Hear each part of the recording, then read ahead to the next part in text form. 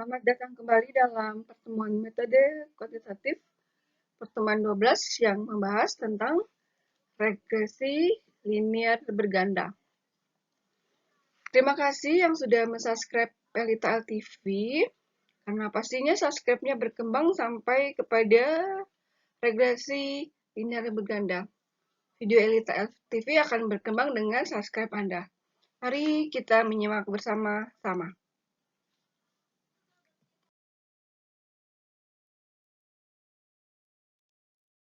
Berikut ini adalah data dari regresi linear berganda yang akan kita input ke dalam SPSS. Ya, di sini linear berganda regresi karena X-nya lebih dari 2. Diketahui data regresi linear berganda pada contoh dalam slide ini adalah X1, X2, dan X3. Variabel X1 dimulai dari 1,46 sampai kepada 0,86. Variabel X2 dimulai dari 13,74 sampai 6,02. Variabel X3 dimulai dari 12,51 sampai 14,37. Jadi masing-masing ini yang ada di angka-angka ini tolong Anda semua memasukkannya ya satu persatu. Ya, saya hanya menyebutkan antara dari X1, X2, X3 saja, tetapi silakan menyimak baik-baik dari contoh yang ada dalam tabulasi X1, X2, X3 berikut ini.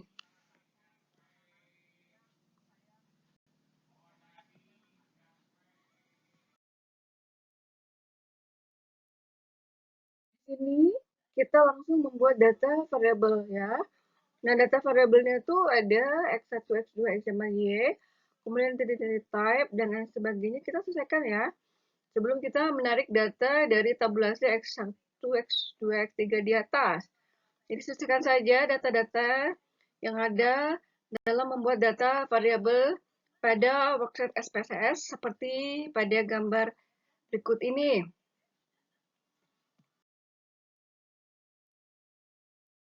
Nah, pada saat kita menampilkan data variabel, pastinya kita langsung open data saja ya, karena dalam slide 2 yang di atas kita sudah membuat dari X1, X2-nya ya. Di sini Y-nya itu adalah X2-nya ya, X3-nya ya. Jadi kita tinggal masukkan saja, kita ambil data dari file yang ada di slide kedua di atas.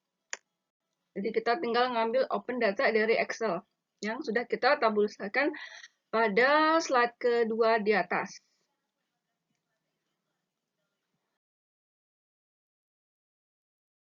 Nah, untuk langkah uji koefisien korelasi spasial pada pertama, ya kita lihat analyze, kemudian correlate, baru bivariate ya. Kita klik-klik saja, kemudian kita tampilkan correlate bivariate-nya. Nah, kemudian baru nanti akan terkorelasi sendiri untuk parsial 1.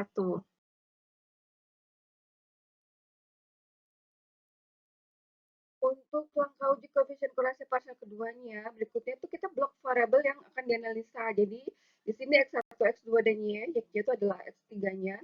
X3 itu berasal dari tabel yang di atas ya, di slide 2. Tapi X3-nya maksudnya adalah Y. Kita blok semua, jadi kita kuning, kita pindahkan ya kursornya ke arah panah. Nanti dia akan otomatis blok variabel akan dianalisa itu akan berpindah dengan sendirinya.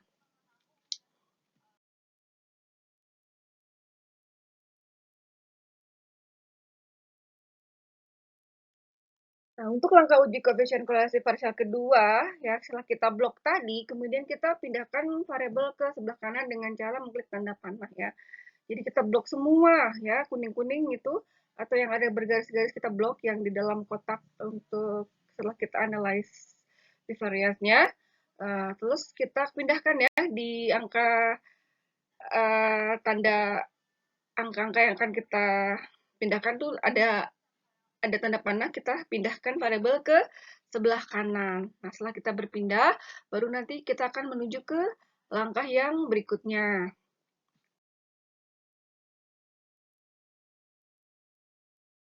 Nah, di sini untuk outputnya ada ROA, ROE, dan CAR ya. Di sini adalah output uji koefisien korelasi parsial dari langkah uji koefisien korelasi parsial pertama dan langkah uji koefisien korelasi parsial yang kedua.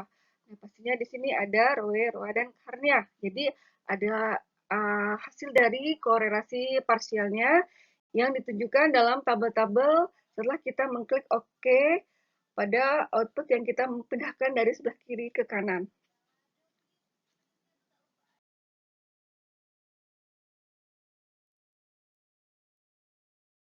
Nah, setelah kita melihat dari tabel dari hasil koefisien korelasi parsial 1 dan parsial kedua itu ada tabel ROA, CAR, dan RAE. Nah, di sini untuk pembahasannya, mari kita membacanya satu persatu ya. Jadi, pembahasan uji koefisien korelasi parsial untuk soal di atas itu terdiri dari satu, hipotesis. Nah, HO itu tidak terdapat hubungan yang signifikan secara parsial antara ROA terhadap CAR. Nah, sementara HA itu terdapat hubungan yang signifikan secara parsial antara ROA terhadap CAR. Nah, yang kedua, pembahasan yang kedua adalah dasar pengambilan keputusan.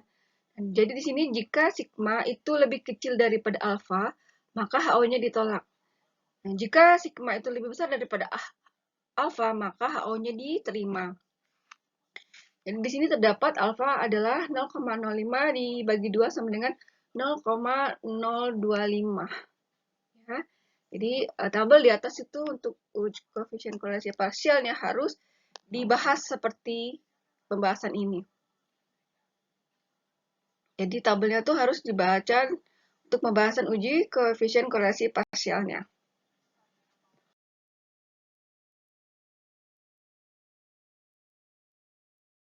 Pembahasan uji koefisien korelasi parsial terhadap korelasi ROE dan ROA-nya untuk yang ketiga adalah berdasarkan tabel korelasi tersebut, sigma itu sama dengan 0,217. Jadi dia lebih besar daripada alfa, itu sama dengan 0,025. Sehingga HO-nya diterima.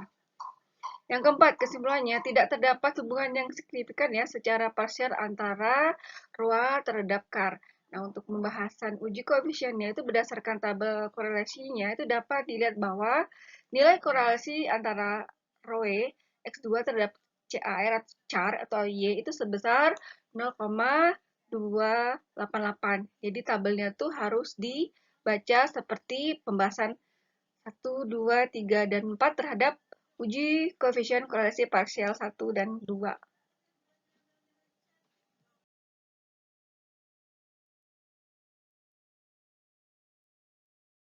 Nah, secara rumus parsialnya itu ada perhitungan manualnya. Jadi kita bisa sih menghitungnya di mana sini ada Rx2 dikali Y itu sama dengan N itu adalah sigma X2Y dikurangi sigma X2 dikali sigma Y dibagi semuanya menjadi akar daripada penjumlahan dari N ya dari sigma X2 kuadrat dikurangi sigma X2 kuadrat. Nah, kemudian juga dikalikan dari N itu sigma Y kuadrat dikurangi sigma Y kuadrat. Nah, ini adalah rumus dari Rx 2Y. Nah, kemudian kita masukin ya satu persatu hasil-hasilnya sampai dapat menjadi sama dengan minus 1367,041 dibagi 4739,397. Jadi Rx2 dikali Y-nya itu sama dengan min 0,288. Jadi semua secara parsial itu bisa dihitung ya untuk membuktikan. Tapi kalau untuk partial manualnya tuh kita harus menghitungnya di tabulasi Excelnya lama banget. Dan ini hanya membuktikan saja bahwa antara SPSS dan partial manualnya bisa dihitung masing-masing. Tapi dengan pastinya hasil yang harus sama.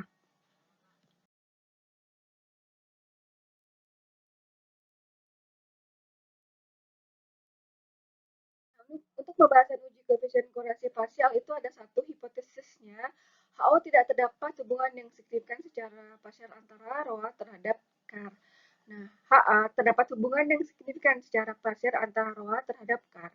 Yang kedua, untuk pengambilan keputusan, jika sigma itu lebih kecil daripada alfa, maka HO ditolak. Nah, jika sigma lebih besar daripada alfa, maka HO-nya diterima. Nah, di sini alfanya tuh adalah 0,05 dibagi 2 sama dengan 0,025. Tiga, pembahasan uji koefisien korelasi parsialnya juga. Untuk yang ketiga itu adalah keputusan.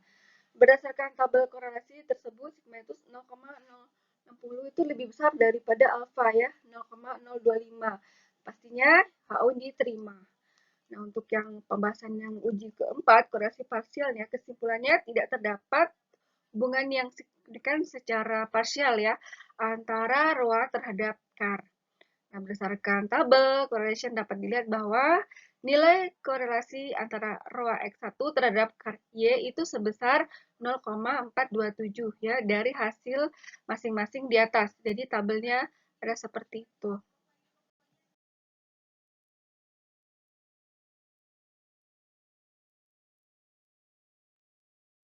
Di sini adalah nilai korelasi partial manual untuk Rx1Y.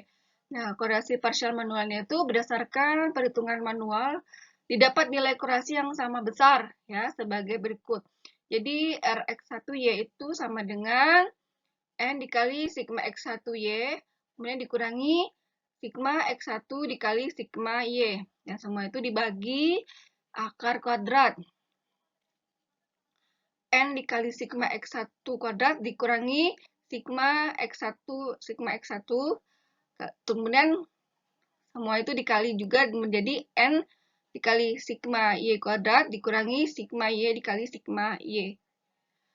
Nah, didapat Rx1Y-nya itu adalah 230,291 dibagi 539,669 itu sama dengan 0,427.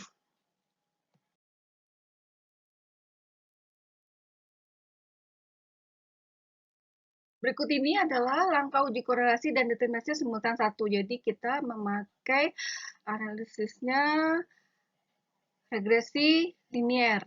Ya, jadi kita ngeklik angka warna orange, kemudian regresi, baru kita klik linier ya.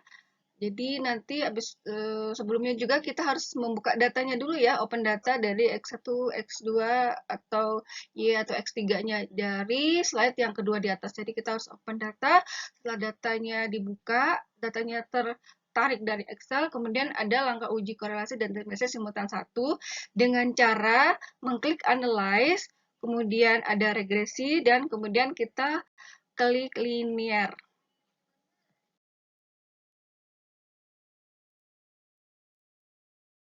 Ini adalah langkah uji korelasi dan determinasi simultan kedua ya. Jadi di situ ada linear regression setelah kita mengklik linear regression, kemudian klik ROA X1 dan ROE X2. Jadi di sini dependennya CAR itu adalah Y. Jadi kita masukkan semua dan kemudian kita pindahkan ya ROA dan ROE-nya, X1, X2-nya dan juga CAR Y-nya. Jadi di sini yang dependennya Y itu adalah CAR. Sementara independennya adalah ROA X1 dan ROE X2. Kita alihkan dulu ke sebelah kanannya. Nah, kemudian baru kita mengklik OK.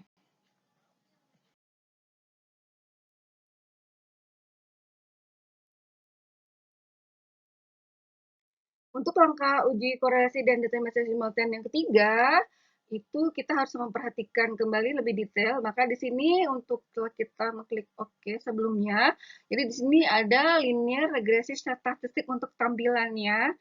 Ya, kita centang estimate, kemudian kita centang model fit, dan kita centang R square change. Baru setelah itu kita mengklik continue. Ya, jadi harus diperhatikan masing-masing langkah-langkahnya, jangan salah.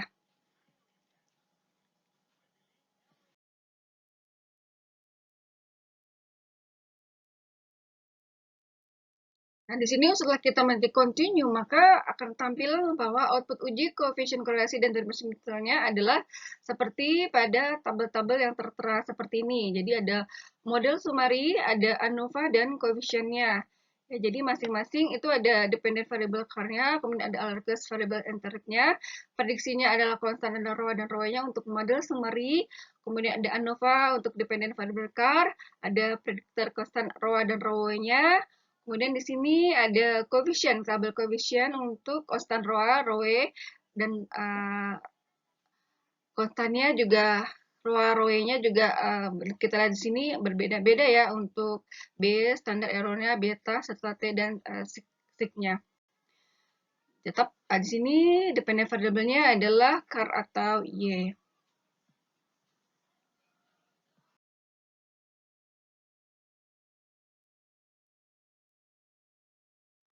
Nah, setelah kita melihat tabelnya, ya, tabel dari model untuk entret ROA, kemudian di sini kita ada model summary, kemudian kita ada tabel ANOVA-nya, kemudian ada tabel coefficient. Mari kita membahas hasilnya. Jadi, pembahasan uji koefisien korelasi simultannya itu satu, itu hipotesis H0 itu tidak terdapat hubungan yang signifikan ya secara simultan antara ROA dan ROE terhadap CAR. Kemudian yang kedua adalah HA untuk hipotesisnya, terdapat hubungan yang signifikan secara simultan antara ROA dan ROE terhadap CAR. Kemudian untuk pembahasan uji koefisien korelasi simultan yang kedua adalah untuk pengambilan keputusan. Di sini jika sigma F change itu lebih kecil daripada alfa, maka HO ditolak. Nah, jika sigma F change-nya itu lebih besar daripada alfa, maka HO-nya diterima. Di sini alfa itu sama dengan 0,05.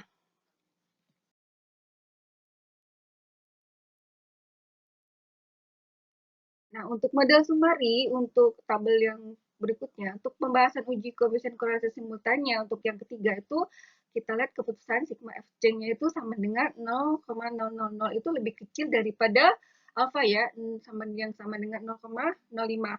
Pastinya HO-nya ditolak.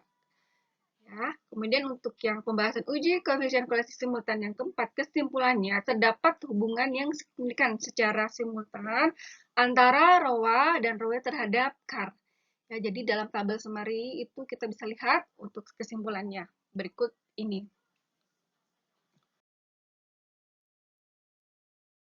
Pembahasan uji koefisien korelasi simultan berdasarkan tabel model summary itu berdasarkan tabelnya dapat dilihat bahwa nilai korelasi antara ROA itu X1 dan ROE X2 terhadap karnya adalah Y itu sebesar 0,935. Jadi ROA itu X1, ROE-nya X2, kemudian karnya itu Y itu dia terdapat nilai korelasi ya sebesar 0,935 atau dikatakan bahwa 0,935.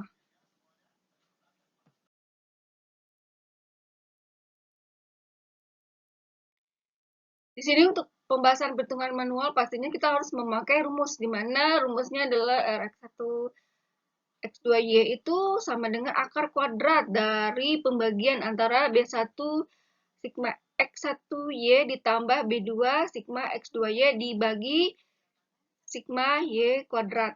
Ya, jadi di sini Rx1 X2Y itu sama dengan akar kuadrat dari 220,099 dibagi 252,210 ya. Jadi akar kuadratnya sama dengan 0,934.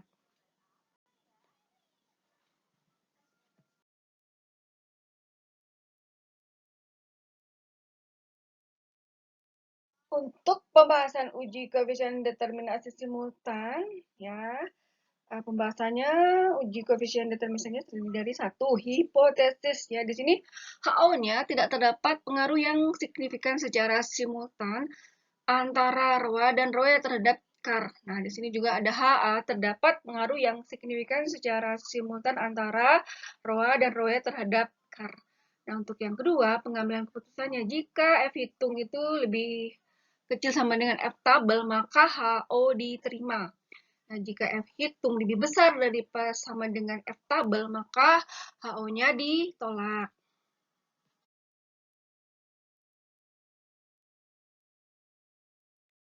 Pembahasan uji koefisien determinasi simultan untuk yang ketiga keputusan itu F hitung harus sama dengan F change. Di sini F tabel itu sama dengan F di dalam kurung alfa, kappa, dan dk itu sama dengan F itu 0,05 dikali 2,17 itu sama dengan 3,59. Nah, di mana alfanya adalah 0,05, kapanya sama dengan 2, jumlah variabel bebas siapa dk itu adalah n kurang k kurang 1, di mana dk di sini 20 dikurangi 2 dikurangi 1 sama dengan 17.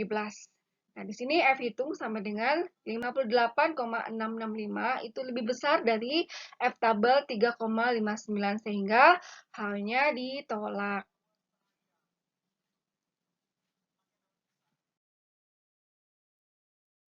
Pada model sumari pembahasan uji koefisien determinasi simultan itu kesimpulannya terdapat pengaruh yang signifikan secara simultan antara ROA dan ROE terhadap KAR.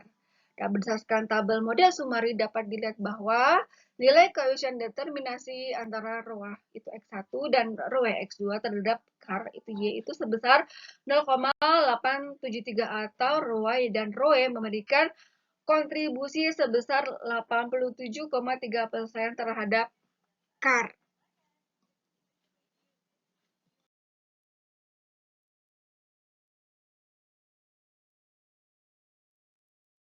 Untuk pembahasan perhitungan manual, itu berdasarkan perhitungannya, didapat nilai koefisien determinasi yang hampir sama besar sebagai berikutnya.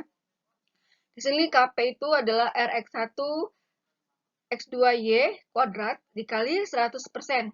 Jadi didapat 0,934 kuadrat dikali 100%. Itu sama dengan 0,872 dikali 100%.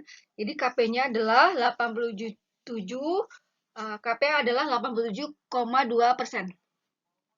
Hal ini berarti 87,2% variasi dari KAR atau Y itu dapat dijelaskan oleh variasi ROA atau X1 dan ROE X2. Sedangkan sisanya 12,8% dijelaskan oleh sebab-sebab yang lainnya.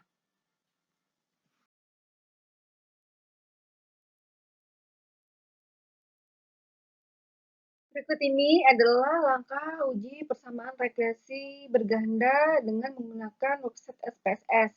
Jadi sebelumnya kita tarik data dulu ya dari Excel. Jadi kita open data, kemudian kita keluarkan X1, X2, X3-nya, X3-nya itu seperti slide yang di atas itu. Slide kedua tuh sebenarnya X3 adalah Y ya. Jadi kita tarik dulu datanya open data dari Excel, baru nanti kita tampilkan langkah-langkah untuk uji persamaan regresi berganda. Nah, di sini kita lihat ya bahwa ada linear regresi statistiknya untuk estimasi, untuk model fit, dan di sini yang dicentang adalah estimate sama model fit saja. Jadi R-square-nya, change-nya tidak perlu dicentang. Nah, sekali lagi untuk linear regresi statistik berganda, itu yang dicentang adalah hanya estimate dan model fit. Ya, setelah itu baru kita mengklik continue.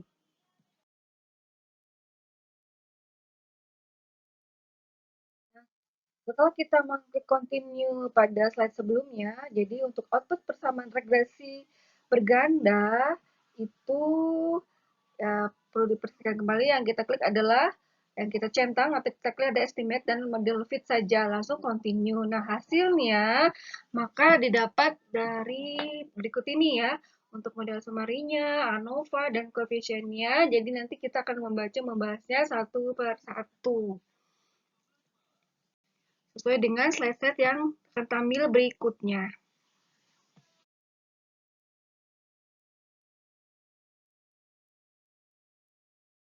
Untuk pembahasan regresi linear berganda itu satu, hipotesis HO bersama regresi bergandanya terbentuk tidak signifikan. HA bersama regresi bergandanya terbentuk signifikan. Untuk pembahasan regresi linear berganda yang kedua, pada pengambilan keputusan berdasarkan perbandingan antara F hitung dan F tabel, jika F hitung itu lebih kecil sama dengan F tabel, maka HO-nya diterima. Nah, jika F hitung lebih besar dari sama dengan F tabel, maka HO-nya ditolak.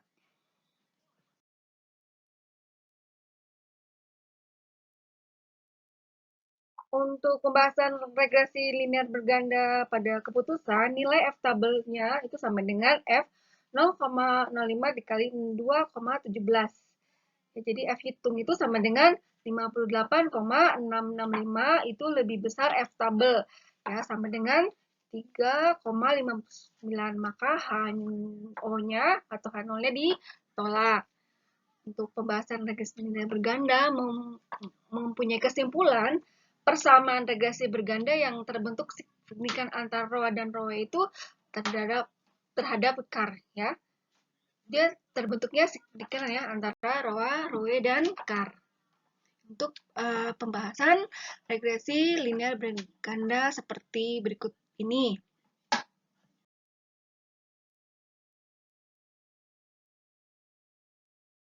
Berikutnya, pembahasan regresi linear berganda untuk satu hipotesis H0 persamaan regresi berganda itu terbentuk tidak signifikan. Yang hanya persamaan regresi bergandanya terbentuk signifikan. Untuk pembahasan yang kedua, pengambilan keputusannya berdasarkan nilai probabilitas. Jika probabilitas itu lebih besar daripada alfa, maka H-nya diterima. Nah, jika probabilitas statistiknya itu lebih kecil daripada alfa, maka HO-nya ditolak. Alfa itu sama dengan 0,005.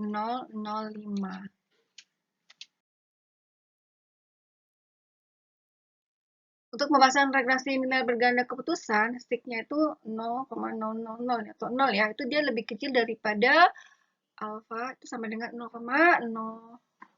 Maka HO-nya ditolak. Jadi kita lihat di sini ada tabel ANOVA-nya ya. Jadi kita baca untuk pembahasannya seperti tabel ANOVA berikut ini. Dan pada kesimpulannya, persamaan regresi berganda yang terbentuk signifikan antara ROA dan ROE itu terdapat signifikan persamaan regresi berganda untuk tabel ANOVA dari regresi linear berganda seperti ini.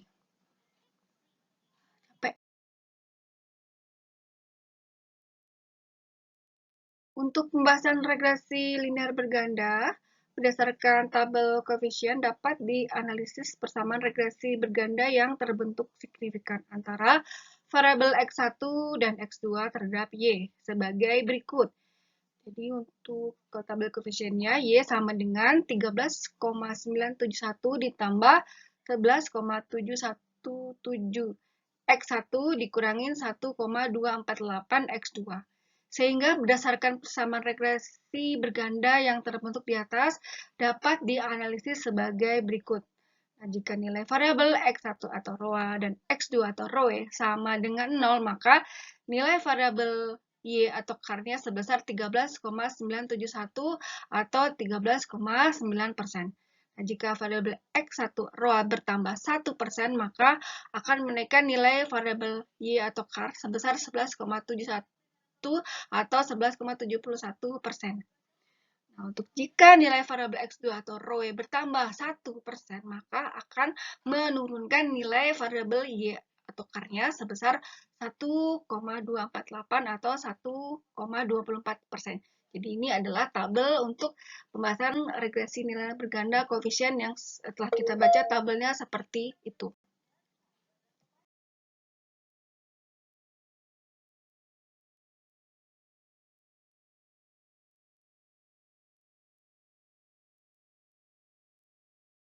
Terima kasih yang sudah mensubscribe video Elita LTV. Pastinya videonya akan terus berkembang dari pertemuan berikutnya ke pertemuan berikutnya kembali. Dan terima kasih juga yang sudah menyimak dalam materi untuk pertemuan ini. Dan semoga bermanfaat bagi kita semua. Dan saya selaku pembicara akan mengundurkan diri untuk kita bertemu lagi dalam video Elita LTV berikutnya. Terima kasih subscribe-nya. Sampai ketemu lagi.